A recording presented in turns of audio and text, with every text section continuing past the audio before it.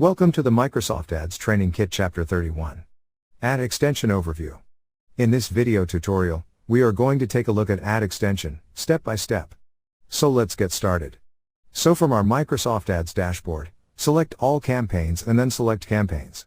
Select one campaign from the list. Here you get a list of all ad groups. Now select Ads and Extensions and go to Extensions on top. Here it says, there are no results available based on your filtered search. You can create new ad extensions from this Create Ad Extension button. Now click on View Sitelink Extensions button. Here you can see a list of all extensions. Now click on Create Ad Extension button. From here you can create your ad extension. Thank you for watching. Please proceed to Chapter 32. How to add Sitelink ad extension.